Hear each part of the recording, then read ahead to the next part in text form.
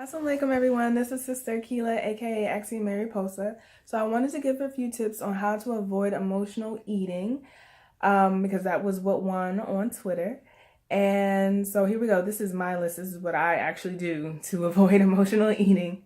So number one, well, first things first, emotional eating is when you eat for any other reason than being hungry. For instance, if you have a really exciting day, you want to go out to celebrate with your friends, you have a really stressful day and you're like, seriously, and you just want to eat because you know that's the one thing that'll make you feel better when you have your favorite food. So we want to avoid that. We don't want to use food to comfort us, or we don't want to use food as a reward. One of my friends, his wife actually said that's actually what we do with animals. When your dog does something good, you give them a doggy treat.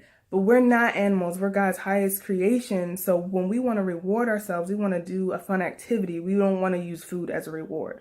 So we definitely want to avoid emotional eating. So the first thing, stay hydrated. Anytime and a lot of times, people mistake thirst for hunger.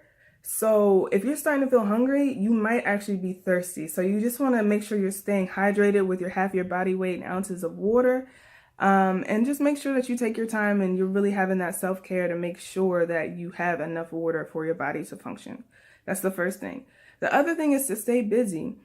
I like to plan all my little tasks that I have to run around and do on my cleanse day because I know I have about 3 extra hours because I don't have to prep food, I don't have to plate my food, and I don't have to spend the time eating. I can spend time with my husband, either reading together, talking, whatever, catching back up on our busy schedules on what we're doing together, whatever it is.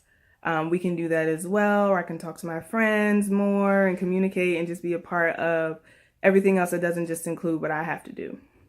And then also make sure you stay in prayer. Remember why it is that you're eating every other day, because you want to have a healthy, cleansed body. You don't want your body bogged down by digesting food. That's actually the most taxing thing that you can do to your body besides thinking and breathing. You have to digest food. That takes a lot of time and energy. So when you give your body and your stomach time to relax from that, you will feel so great.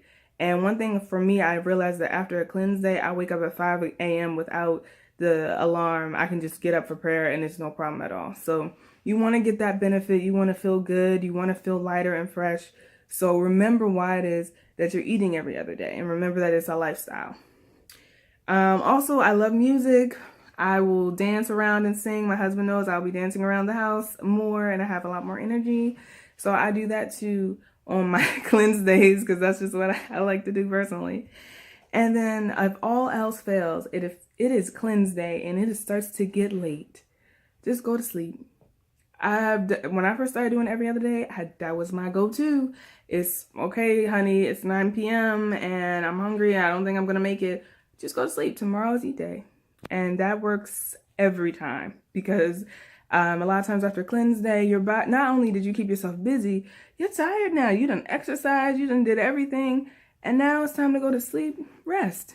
Rest and enjoy. And when you wake in the morning, you'll feel so good. You feel so accomplished that you made it. So I hope these tips were beneficial and helpful. And may Allah God bless everyone who is on this journey to personal growth, development, and health.